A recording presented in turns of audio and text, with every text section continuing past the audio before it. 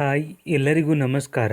ಈ ವಿಡಿಯೋದಲ್ಲಿ ನಾವು ಕರ್ನಾಟಕದ ಮೋಸ್ಟ್ ಪ್ರೆಸ್ಟೀಜಿಯಸ್ ಎಕ್ಸಾಮ್ ಅಂತ ಹೆಸರಾಗಿರೋ KAS ಎಕ್ಸಾಮ್ ಯಾವ ರೀತಿ ಆಮೆಗತಿಯಲ್ಲಿ ನಡೆಯುತ್ತೆ ಅನ್ನೋದನ್ನು ನಾನು ಈ ವಿಡಿಯೋದಲ್ಲಿ ಹೇಳ್ತೀನಿ.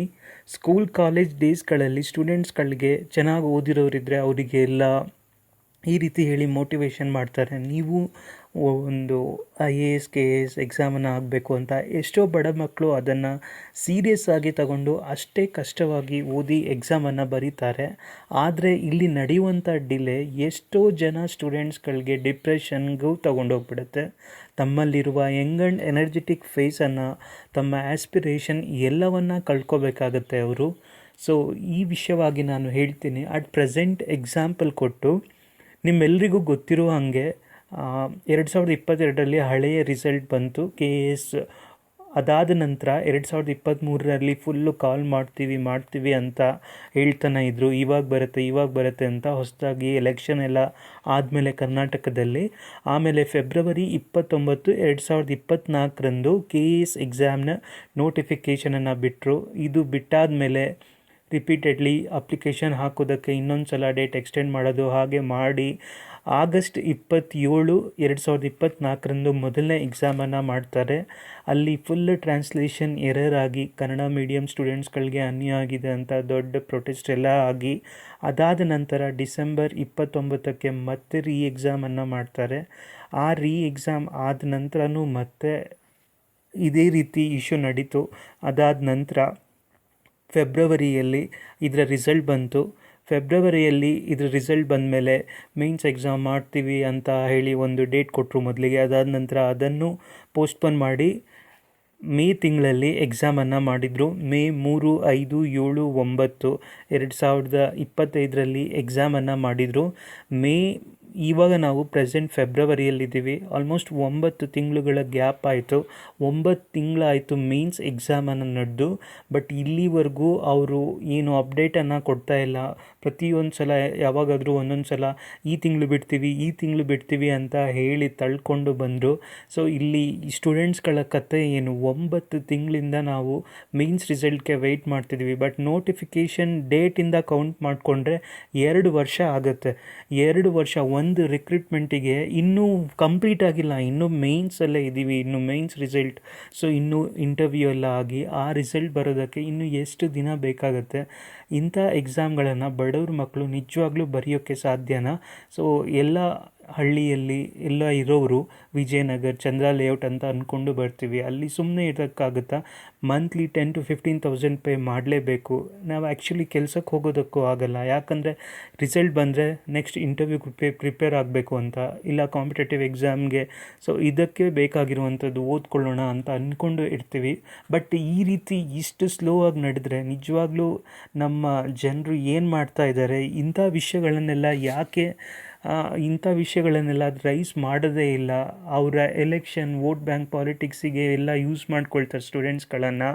ದಯವಿಟ್ಟು ನಾನು ಎಲ್ಲ ಕನ್ನಡಿಗರಿಗೂ ಹೇಳ್ತಾ ಇದ್ದೀನಿ, ಅವರು ಮಾಡುವಂತಹ ಕೆಲಸ ನೋಡಿ ದಯವಿಟ್ಟು ಅವರಿಗೆ ವೋಟನ್ನು ಹಾಕಿ.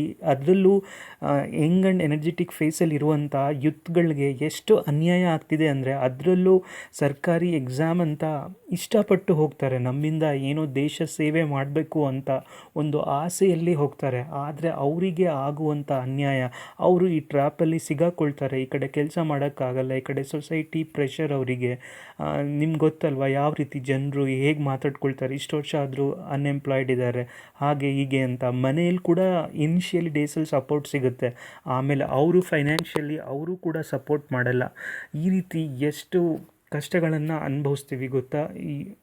ಈ ಫೇಸಲ್ಲಿ ಒಳ್ಳೆ ಕೆಲಸಗಳು ಸಿಗಬೇಕು. ಅಟ್ಲೀಸ್ಟ್ ರಿಪೀಟೆಡ್ ರಿಸಲ್ಟ್ಗಳೆಲ್ಲ ಬರ್ತಾ ಇದ್ದರೆ ನಾವು ಅರ್ಥ ಮಾಡ್ಕೊಳ್ತೀವಿ, okay we are not capable of this field. So ಅಂತ ಸುಮ್ಮನೆ ಮೂವ್ ಆನ್ ಆಗ್ತಾರೆ ಎಷ್ಟೋ ಜನ.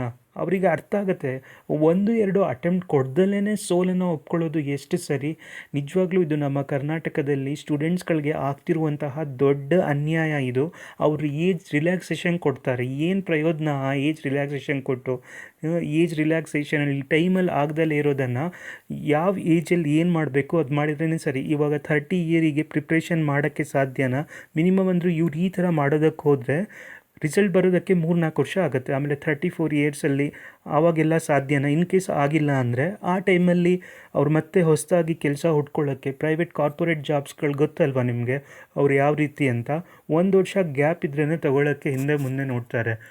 ಸೊ ಈ ರೀತಿ ಎಷ್ಟು ಸ್ಲೋ ಆಗಿ ನಡೀತಾ ಇದೆ. ಆ ಸ್ಟೂಡೆಂಟ್ಗಳ ಕತೆ ಏನು, KS ಎಕ್ಸಾಮ್ ಅಂತ ನಂಬ್ಕೊಂಡು ಎಷ್ಟು ಜನ ಕಾಯ್ತಾರೆ, ಎಷ್ಟು ಬಡ ಮಕ್ಕಳು, ಎಷ್ಟು ಕರ್ನಾಟಕದಿಂದ ನಮ್ಮ ಕನ್ನಡದ ಸೇವೆ ಮಾಡಬೇಕು ಅಂತ ಒಳ್ಳೆ ಮನಸ್ಸಿಂದ ಬರ್ತಾರೆ. ಬಟ್ ಈ ಪಾಲಿಟಿಷಿಯನ್ಗಳಿಗೆ ಮತ್ತು ಈ ರಾಜಕಾರಣಿಗಳಿಗಂತೂ ಏನು ನಡೀತಾ ಇದೆ ಅಂತ ಗೊತ್ತೇ ಇಲ್ಲ. ಬರೀ ಅವರಿಗೆ ಇವ್ರು ಬೈಕೊಳ್ಳೋದು, ಇವ್ರ ಪಾರ್ಟಿಯವ್ರಿಗೆ ಆಪೋಸಿಷನ್ ಪಾರ್ಟಿಯವ್ರು ಬೈಕೊಳ್ಳೋದು ಅಷ್ಟೇ ಕಾಣಿಸೋದು. ನಿಜವಾದ ಸಮಸ್ಯೆ ಅಂತೂ ಯಾರೂ ತಲೆ ಕೆಡಿಸ್ಕೊಳ್ತಾನೆ ಇಲ್ಲ. ಏನೋ 1-2 ದಿನ ಸ್ಟ್ರೈಕ್ ಮಾಡಿದಾಗ ಮೀಡಿಯಾಗಳು ಹಾಗೆ ಹೀಗೆ ತೋರಿಸ್ತಾರೆ, ಮತ್ತೆ ಅದೇನೆ ಸ್ಟೂಡೆಂಟ್ಸ್ಗಳಿಗೆ ಬರೀ ಇದೇ ಕೆಲಸನ. ಅವರು ಒಂದೊಂದು ದಿನವೂ ಎಷ್ಟು ಕಷ್ಟಪಟ್ಟು ಓದ್ತಾರೆ. ಒಂದೊಂದು ದಿನ ಆ ದಿನ ಖರ್ಚು ಮಾಡೋದಕ್ಕೆ ಅಟ್ಲೀಸ್ಟ್ ಯುಟಿಲೈಸ್ ಮಾಡ್ಕೋಬೇಕು. ಅವರು ಕಷ್ಟಪಟ್ಟು ಪೇರೆಂಟ್ಸ್ಗಳು ಎಲ್ಲೋ ಕೂಲಿನಾಲಿ ಮಾಡಿ ಅವರಿಗೆ ಮಕ್ಕಳಿಗೆ ಓದೋದಕ್ಕೆ ಕಳಿಸ್ತಾರೆ.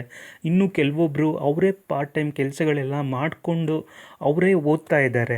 ಆ ರೀತಿ ಎಷ್ಟು ಕಷ್ಟಪಟ್ಟು ಓದ್ತಾರೆ ಗೊತ್ತಾ ಸ್ಟೂಡೆಂಟ್ಸ್ಗಳು. ಆದರೆ ಇವರು ಈ ರೀತಿ ರಿಸಲ್ಟ್ ಬಿಡೋದಕ್ಕೇ ವರ್ಷಗಟ್ಟಲೆ ತಗೊಂಡು 2 ವರ್ಷ ಆಯಿತು ಅವ್ರ ನೋಟಿಫಿಕೇಷನ್ ಬಿಟ್ಟಿದ್ದಕ್ಕೂ. ಇವಾಗ ಇನ್ನೂ ಪ್ರಾಸೆಸ್ ಇನ್ನೂ ನಡೆಯೋದ್ರಲ್ಲೇ ಇದೆ. ಇದು ಇನ್ನೂ ಮುಗಿಯೋದು ಯಾವಾಗಲೂ ಗೊತ್ತಿಲ್ಲ. ಬಟ್ ಈ ಥರ ಆದರೆ ನಮ್ಮ ಕರ್ನಾಟಕದ ಜನರು ಯಾವ ರೀತಿ, ಸ್ಟೂಡೆಂಟ್ಸ್ಗಳು ಯಾವ ರೀತಿ ನೆಕ್ಸ್ಟ್ ಹೋಪನ್ನು ಇಟ್ಕೋಬೇಕು ಈ ಕಾಂಪಿಟೇಟಿವ್ ಎಕ್ಸಾಮ್ ಮೇಲೆ. ಮುಂದೆ ಬರುವಂತಹ ಆಸ್ಪಿರೆಂಟ್ಸ್ಗಳು ದಯವಿಟ್ಟು ಬರೋದಕ್ಕೂ ಮುಂಚೆ ಯೋಚನೆ ಮಾಡಿ, ನಿಮ್ಮಲ್ಲಿ ತಾಳ್ಮೆ ಇದೆಯಾ, ನೀವು ಇಲ್ಲಿ ಇಷ್ಟು ದಿನ ಸ್ಪೆಂಡ್ ಮಾಡಿದರೆ ನಿಮಗೆ ಫ್ಯಾಮಿಲಿ ಕಡೆಯಿಂದ ಇನ್ ಕೇಸ್ ತುಂಬ ಫ್ಯಾಮಿಲಿಯಲ್ಲಿ ಪ್ರಾಬ್ಲಮ್ ಇದ್ದರೆ, ಈ ರೀತಿ ಟೈಮ್ ವೇಸ್ಟ್ ಮಾಡೋದಿದ್ರೆ ಡೆಫಿನೆಟ್ಲಿ ಇದು ಪ್ರೊಡಕ್ಟಿವ್ ಅಲ್ವೇ ಅಲ್ಲ, ಯೂಸೇ ಅಲ್ಲ. ಯಾಕೆ ಗೊತ್ತಾ, ಅವರು ಕಷ್ಟಪಟ್ಟು ಓದಿಸಿರ್ತಾರೆ.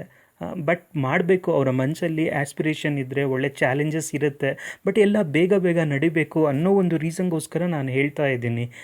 ನಿಮಗೆಲ್ಲ ಗೊತ್ತು, ಕೆಲವೊಂದು ಇವಾಗ ಸೆಂಟ್ರಲ್ ಲೆವೆಲ್ UPSC ಎಕ್ಸಾಮನ್ನೇ ತಗೊಳ್ಳಿ, ಹಳೆ ರಿಸಲ್ಟ್ಗಳು ಫುಲ್ಲು ಇನ್ನೂ ಬಂದಿಲ್ಲ ಅಂದರೂ ಪರವಾಗಿಲ್ಲ, ವರ್ಷ ನೋಟಿಫಿಕೇಷನನ್ನು ಬಿಡ್ತಾರೆ, ಟೈಮ್ ಟು ಟೈಮ್ ರಿಸಲ್ಟ್ ಬರ್ತಾ ಇರುತ್ತೆ. ಆ ರೀತಿ ಇವ್ರು ಮಾಡಬೇಕು. ಇವ್ರಿಗೇನೂ ಮಾಡಲ್ಲ ಇಲ್ಲಿ ಕರ್ನಾಟಕದಲ್ಲಿ. ಕೇಳಿದಾಗ ಅಷ್ಟೇ ಹಾಗೆ ಮಾಡ್ತೀವಿ, ಹೀಗೆ ಮಾಡ್ತೀವಿ, ನಾವು ಕಮಿಟಿಯನ್ನು ಸೆಟ್ ಮಾಡ್ತೀವಿ ಅಂತ ಹೇಳಿಬಿಟ್ಟು ಸ್ಟೂಡೆಂಟ್ಸ್ಗಳನ್ನು ಏನೂ ಅವರಿಗೆ ಪ್ರೊಡಕ್ಟಿವ್ ಆಗಿರುವಂಥದ್ದು ಏನೂ ಮಾಡ್ತಾ ಇಲ್ಲ ಈ ಗೌರ್ನಮೆಂಟ್ ಅವರು.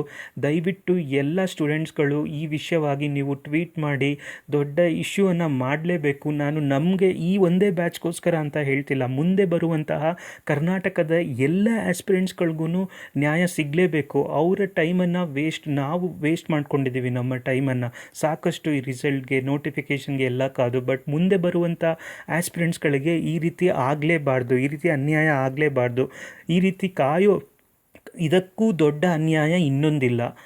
ಟೈಮ್ ಸುಮ್ಮನೆ ವೇಸ್ಟ್ ಆಗುತ್ತೆ. ಈ ರೀತಿ ಅವರು ಪ್ರೊಡಕ್ಟಿವ್ ಆಗಿ ಇನ್ ಕೇಸ್ ಇವ್ರು ನಾವು ಮಾಡೋದೇ ಇಲ್ಲ, ನಾವು ಪ್ರೈವೇಟೈಸೇಷನ್ ಮಾಡಿಬಿಡ್ತೀವಿ ಎಲ್ಲ ಅಂದ್ಕೊಂಡ್ರೆ ಅಟ್ಲೀಸ್ಟ್ ಕಾರ್ಪೊರೇಟ್ ಜಾಬು ಏನೋ ನೋಡ್ಕೊಳ್ತಾರೆ, ಅವ್ರ ಜೀವನ ಹೇಗೋ ಸೆಟ್ಲ್ ಮಾಡ್ಕೊಳ್ತಾರೆ. ಈ ರೀತಿ ಟ್ರ್ಯಾಪಲ್ಲಿ ಸಿಗಾಕ್ಸಿ ಸ್ಟೂಡೆಂಟ್ಸ್ಗಳನ್ನು ಈ ಕಡೆ ಕೆಲಸ ಮಾಡೋದಕ್ಕೆ, ಎಕ್ಸಾಮ್ ಸರಿ ಮಾಡಲ್ಲ, ಎಕ್ಸಾಮ್ ಮಾಡಿದರೆ ರಿಸಲ್ಟ್ ಬಿಡಲ್ಲ, ಆ ಸ್ಟೂಡೆಂಟ್ಸ್ಗಳ ಕತೆ ಏನು?